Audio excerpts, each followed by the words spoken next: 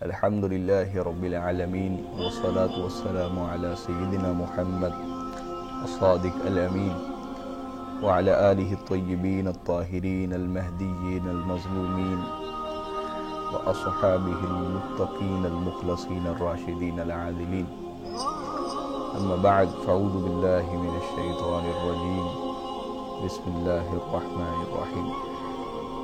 معزز حاضرین، السلام علیکم ورحمۃ اللہ وبرکاتہ۔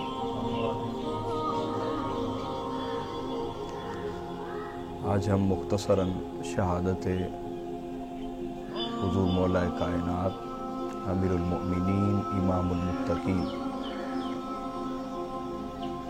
سید العرب حضرت امام علی بن ابی طالب کرم اللہ تعالی وجہہ الکریم وعلیہ السلام آپ کی شہادت کے حوالے سے چند واقعات عرض کریں گے۔ آپ کی فضیلت اور منقبت کے لیے ایک گواہی دے کے آپ کی شہادت کے اوپر آنا چاہتا ہوں۔ علامہ ابن عساکر نے لکھا ہے اور ابن منظور افریقی نے بھی اس کو بیان کیا ہے مختصر تاریخ دمشق، اور علامہ ابن عساکر نے تاریخ مدینہ دمشق میں وہ کہتے ہیں کہ ابن تیمی فرماتے ہیں کہ میں نے اپنے والد کو کہتے ہوئے سنا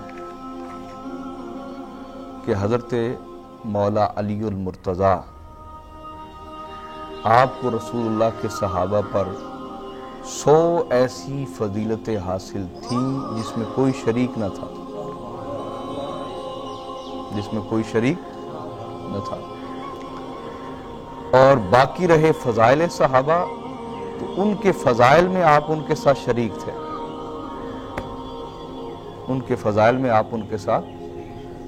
تھے، یعنی جہاں ایمان لانے کی بات ہے تو آپ بھی ایمان لائے، رسول اللہ کی اطاعت کی بات ہے تو آپ نے بھی اطاعت کی، جہاد کی جہاں تک بات ہے تو آپ سے بہتر کون جہاد کر سکتا تھا، تو جہاں تک دیگر فضائل کی بات ہے تو آپ ان میں شریک تھے، اور 100 ایسے فضائل ہیں جن میں آپ کے ساتھ کوئی شریک، تو یہ ان کی حسن عقیدت بھی ہے اور یہ اصل میں حقیقت بھی ہے جو انہوں نے بیان کیا۔ آپ کی شہادت کے حوالے سے خبریں تو پہلے ہی ضائع اور شائع تھیں، یعنی پہلے سے رسول اللہ صلی اللہ علیہ وسلم نے خبر دے دی تھی حضور مولا کائنات کی شہادت کے حوالے سے۔ آپ کی حدیث کا مفہوم ہے، آپ نے ارشاد فرمایا کہ اللہ کی مخلوق میں 2 سب سے بڑے بدبخت ہیں، 2 بولیے، سب سے بڑے بدبخت ہیں۔ ایک وہ سب سے بڑا بدبخت ہے اشقا، جس نے حضرت صالح علیہ السلام کی اونٹنی کی ٹانگیں کاٹ دی تھی اور اس پر قوم پر عذاب آ گیا۔ دوسرا وہ سب سے بڑا اشقا بدبخت وہ ہوگا جو اے ابو الحسن، اے علی، تم پر حملہ کرے گا اور تمہاری داڑھی خون سے سرخ ہو جائے گی، وہ سب سے بڑا بدبخت ہے۔ تو خبریں تو پہلے ہی رسول اللہ صلی اللہ علیہ وسلم نے پہنچا دی تھی اور حضرت مولا کائنات کو بتا دی تھی، اور آپ انتظار میں رہتے تھے۔ کیا اس امت کے ذریعے آپ اس قدر ستائے گئے اور آپ کو تکلیفیں دی گئیں اور اس قدر اذیتیں دی گئیں آپ کو کہ آپ اپنی داڑھی مبارک پکڑ کے فرماتے تھے کہ آخر تو کب رنگین ہو۔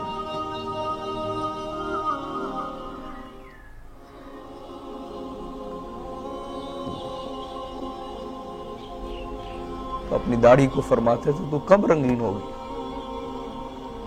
اور وہ اشقا کیوں نہیں جاتا جو اس کو رنگین کر دے۔ اس قدر اس امت کے ذریعے ستائے گئے آپ۔ یہ امت ہر دور میں اہل بیت کے ذریعے آزمائی جاتی ہے، اور یہ امت ہر دور میں بجائے اہل بیت کے ساتھ محبت، وفاداری، حسن سلوک کریں، یہ ہر دور میں رسول اللہ کی اس حدیث کو بہانہ بنا کے اہل بیت کے حقوق سے چھٹی لے لیتے ہیں کہ رسول اللہ نے فرمایا کسی عربی کو کسی اجمی پر کوئی فضیلت نہیں. یہ ہر دور میں اہل بیت کو متکبر ثابت کرنے میں لگے رہتے ہیں، اپنی خدمت اور وفاداری پہ توجہ نہیں دیتے. تو اس قدر آپ تکلیف کا شکار ہوئے اور ستائے گئے کہ آپ اپنی داڑھی کو پکڑتے چلتے تھے، سب رنگین ہو. تو پھر وہ وقت آ گیا کہ جب عبد الرحمن ابن ملجم خارجی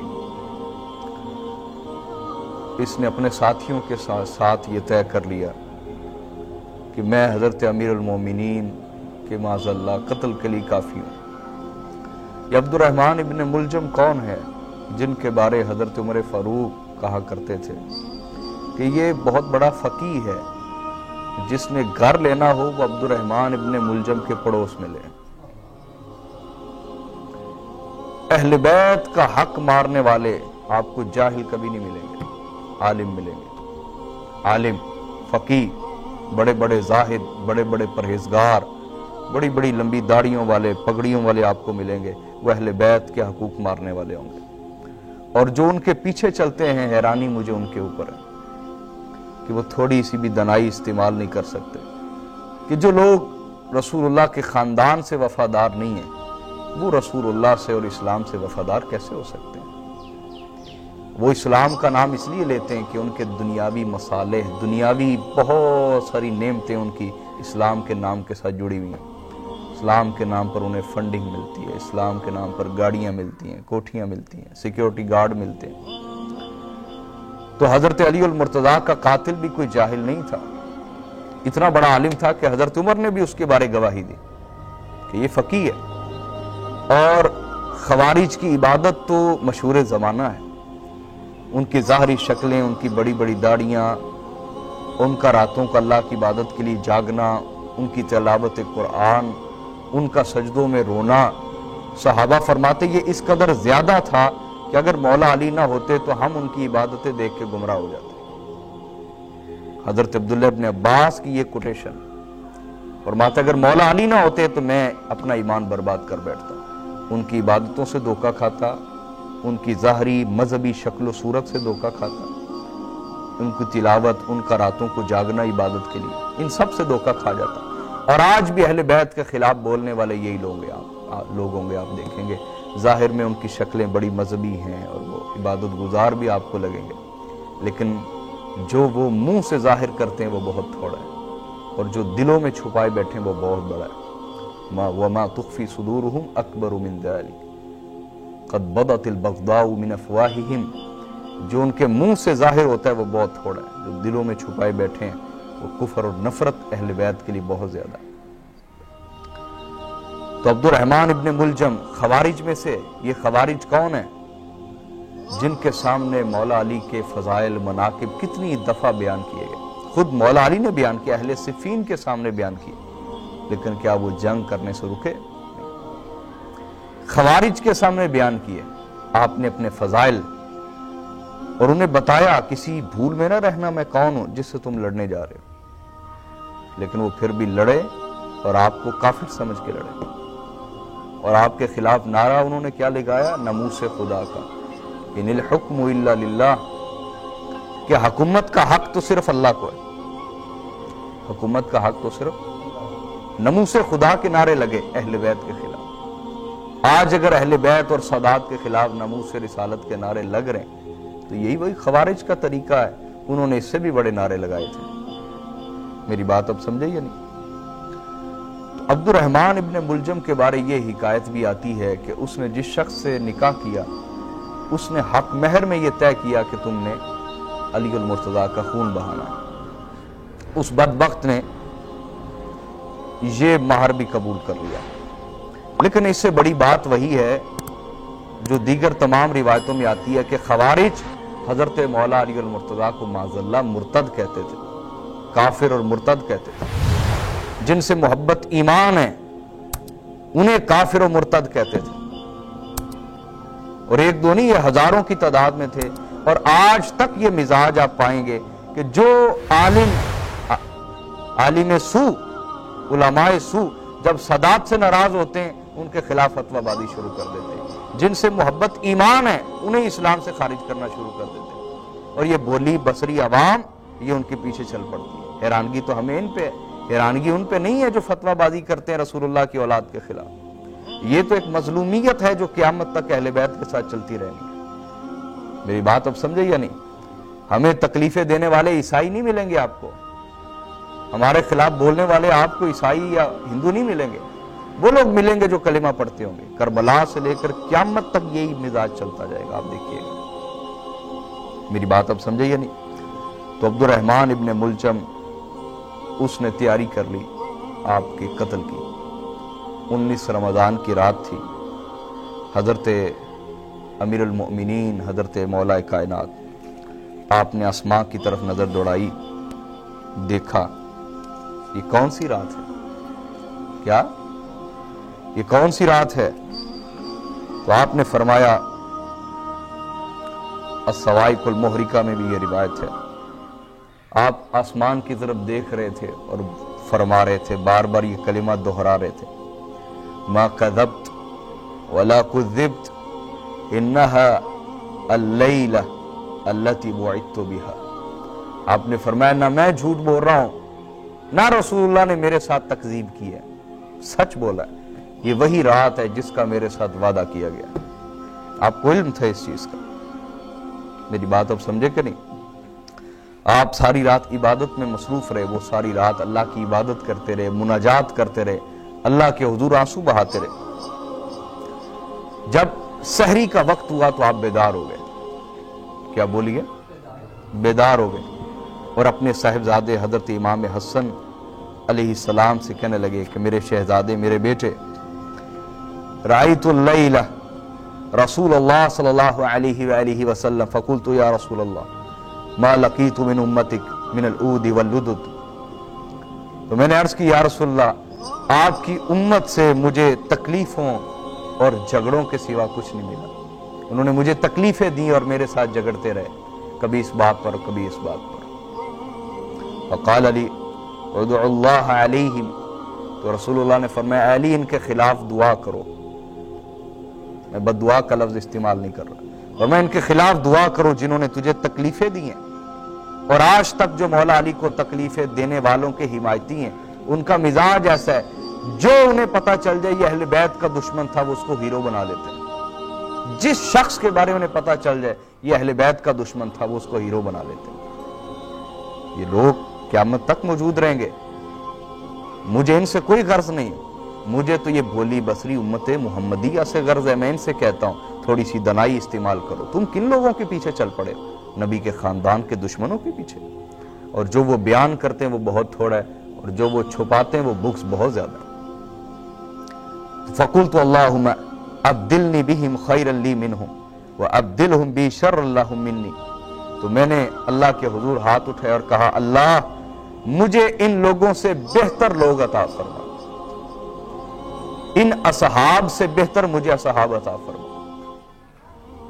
जिन लोगों ने मुझे तकलीफें दी और अज़ियतें दी, इनसे बेहतर मुझे लोग असहाब मोहब्बत करने वाले अता फरमा। व अब्दिलहुम बी, मेरे सिवा इन्हें और किस्म का हाकिम अता फरमा, मुझ जैसा आदिल, मुझ जैसा सच्चा, मुझ जैसा राया पर हुस्ने सलूक बरतने वाला, उनके साथ शफकत बरतने वाला हाकिम इन्हें कबूल नहीं है। और हक बोलने वाला और हक पर डटे रहने वाला हाकिम इन्हें कबूल नहीं है। तो परवरदिगार आलम इन्हें मुझे, मेरे अलावा मुझे बदल दे और मेरे अलावा इन्हें ऐसा हुक्मरान दे फिर जो इनके लिए बहुत बड़े शर का सबब बने। और ऐसा ही हुआ। इमाम हसन की ये 6 महीने निकलने की देर थी। उसके बाद फिर ऐसी बादशाहत का दौर शुरू हुआ, मुलूकियत का दौर शुरू हुआ, जिसने खून की नदियां बहा दी, खून की खोली खेली उम्मत मुस्लिमा के साथ। तो अभी ये गुफ्तगू जारी थी इमाम हसन के साथ कि फजर की अजान हो गई। तो आप लोगों को नमाज के लिए जगाते हुए निकल पड़े। मस्जिद में जब पहुंचे तो आप पर रात के अंधेरे से फायदा उठाते हुए और भीड़ और रश और हुजूम से फायदा उठाते हुए अब्दुर्रहमान इब्ने मुलजम ने हमला किया, आपके सर मुबारक पे हमला किया पीछे से। اور وہ کٹ کے نیچے تک اتر آیا وہ وار، اور خون کے فوارے پھوٹ پڑے۔ اس پر آپ نے ہائے وائے کہنے کی بجائے ایک ہی جملہ آپ کی زبان اقدس سے نکلا، فرمایا فزت برب الکعبہ، رب کعبہ کی قسم میں کامیاب ہو گیا۔ آپ کے منہ سے چیخ نہ نکلی، کوئی ہائے وائے نہ نکلی، کیا نکلا؟ رب کعبہ کی قسم میں کامیاب ہو گیا۔ مسجد میں شور و غوغا پھیل گیا، لوگوں نے مجرم کو بھی پکڑ لیا، آپ کو سنبھالا، لیکن خون کے فوارے پھوٹ رہے تھے۔ اٹھا کے آپ کو گھر لے جایا گیا تو آپ نے اپنے صاحبزادے حضرت امام حسن علیہ السلام کو بلایا، فرمایا بیٹے اس مجرم کے ساتھ کیا کیا؟ کہ ابا جان قید میں ہے، فرمایا اسے شربت پلانا، بھوکا ہو تو کھانا بھی کھلانا، اگر میں زندہ رہا تو میں اس کے بارے خود سوچوں گا کہ میں نے اس کے ساتھ کیا کرنا، اور اگر میں زندہ نہ رہا تو پھر اس کے ساتھ وہی کرنا جو ایک قاتل کے ساتھ کیا جاتا ہے شریعت محمدی کے حکم کے مطابق۔ بالآخر آپ 2 راتیں اس دنیا میں رہے، 19 کی رات اور 20 کی رات، اور 21 رمضان المبارک کی رات آپ کی روح مبارکہ اپنے محبوب رب کی طرف پرواز کر گئی، آپ کی شہادت ہو گئی۔ امام حسن، امام حسین اور حضرت عبداللہ بن جعفر نے آپ کو غسل دیا، آپ کو کفن پہنایا گیا، امام حسن علیہ السلام نے آپ کا جنازہ پڑھا، اور اس کے بعد آپ نے خطبہ دیا اور کہا لوگو آج تم سے وہ ہستی بچھڑ گئی ہے جن کی شان اور عظمت کو نہ پہلے کوئی پا سکا نہ بعد میں کوئی پا سکے گا۔ آپ کو ایک روایت کے مطابق کوفہ میں دفن کیا گیا، اور ایک روایت کے مطابق آپ کی جسم مبارک کو ایک سواری پر سوار کیا گیا، اور وہ سواری اللہ کی طرف سے مامور تھی، اور وہ اس جگہ پہنچی جہاں آج آپ کی قبر مبارک ہے۔ ہارون رشید کے بارے آتا ہے کہ ایک دفعہ کتا شکاری پہ نکلا، ایک ہرن کے پیچھے دوڑ رہا تھا، تو وہ ہرن ایک مزار میں جب داخل ہوا تو کتا باہر بیٹھ گیا، مزار میں داخل نہ ہوا۔ تو ہارون رشید بہت زیادہ حیران بھی ہوا اور متاثر بھی ہوا کہ آخر یہ مزار کس کا ہے؟ تو اس بستی کے لوگوں نے بتایا، نجف اشرف کے رہنے والوں نے بتایا کہ یہ حضرت مولا علی المرتضیٰ کی قبر انور ہے، یہ آپ کا مزار مبارک ہے۔ حضرت امام زین العابدین علیہ السلام مدینہ سے چل کے آتے تھے اور اس قبر کی زیارت کرتے تھے اور فرماتے تھے یہ میرے دادا جان کی قبر ہے۔ وہ امام زین العابدین کی شہادت اور روایت کے بعد کسی کے جھوٹ پر اعتماد کرنے کی حاجت نہیں۔ تو سب سے پہلے آپ کا پھر جو مزار ایک اچھی حالت میں تعمیر کیا گیا وہ ہارون رشید نے تعمیر کروایا۔ اب آپ کے بعد ابن ملجم کا کیا حشر ہوا؟ تو اس کے بارے علامہ ابن سعد نے لکھا کہ اس کے ہاتھ پاؤں کاٹ دیے گئے، قطعت اطراف ابن ملجم، ہاتھ اور پاؤں کاٹ دیے گئے، وجعل فی کوثرۃ واحرقوہ بالنار، اور ایک ٹوکرے میں ڈالا گیا اس کے جسم کو اور پھر اس کو جلا دیا گیا، عبرت کا نشان بنا دیا گیا ابن ملجم کو۔ حاضرین، شہادت امیر المومنین کے ساتھ اس امت نے وہ خسارہ اٹھایا جس خسارے کو یہ قیامت تک پورا نہیں کر پائیں گے، کبھی بھی پورا نہیں کر پائیں گے۔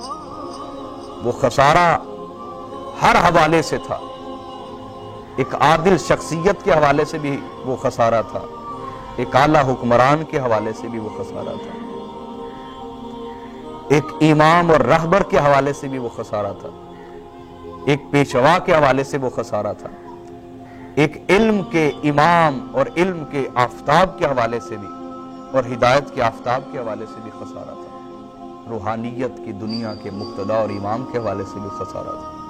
اور آپ فرمایا کرتے تھے اگر یہ امت مجھے خصومات میں جھگڑوں میں نہ الجھاتی تو میں اس امت کو وہ علم دے کے جاتا کہ قیامت تک انہیں کسی راہبر کی ضرورت نہ پڑتی۔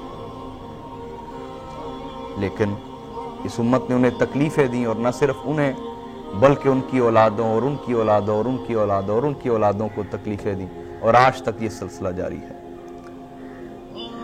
اللہ رب العزت اس آزمائش والے ماحول میں ہمیں حضرت علی المرتضیٰ کرم اللہ تعالی وجہ الکریم و علیہ السلام کے عشق اور محبت میں زندگی اور موت عطا فرمائے، اور ان کے خاندان اور ان کی آل اولاد کی وفاداری میں زندگی اور موت عطا فرمائے، اور اس فتنے برے دور میں علماء سو سے مجتنب رہنے، بچے رہنے کی توفیق عطا فرمائے، اور اہل حق کی سنگت اور صحبت اختیار کرنے کی توفیق دے۔